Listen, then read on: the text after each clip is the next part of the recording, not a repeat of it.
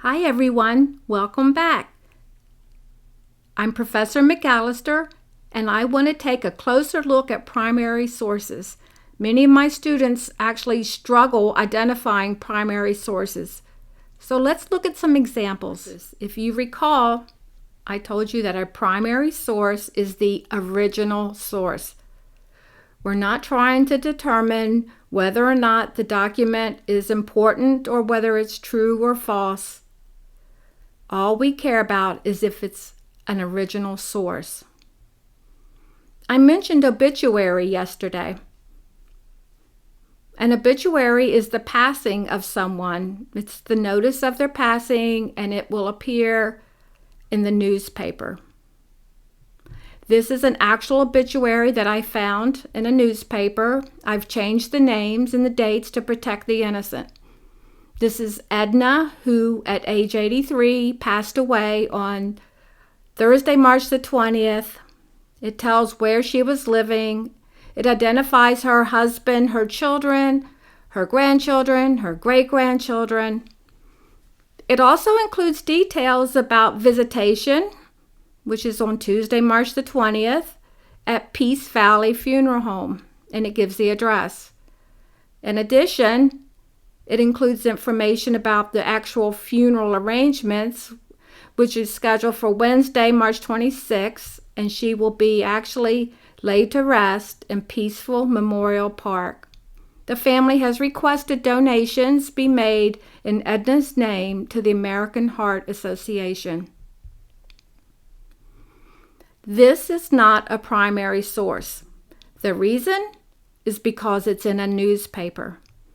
And on the T's, if it's in a newspaper, it will never, ever be a primary source. Let's look at the question. Which of the following is a primary source? A newspaper article? If it's in the newspaper, it will not be a primary source, so it's not that one. Is it an obituary? Nope. Not an obituary because it's in the newspaper. What about a biography? I'm going to show you an example of that one next. But no, a biography is not a primary source. However, a letter from son to mother, that would be the original source. That would be a primary source. Hi. Now I want to show you an example of a biography.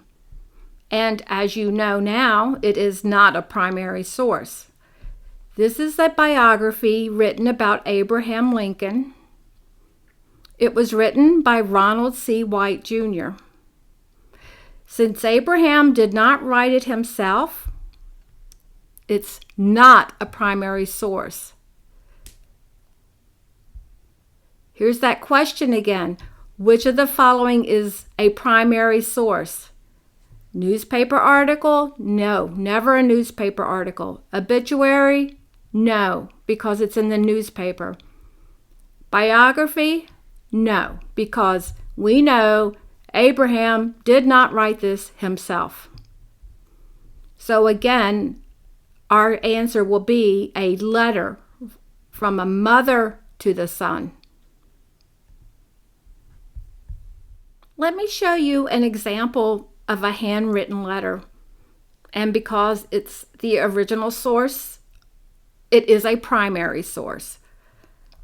This letter is dated June the 20th, 1963. Dear Adam, I so enjoyed reading your lovely letter. I am delighted that you are enjoying camp and making new friends. Although it is so quiet around the house without you, I have decided to allow you to remain at camp all summer. Won't that be grand? With all my love, Mommy dearest. This is a handwritten letter. This is a primary source.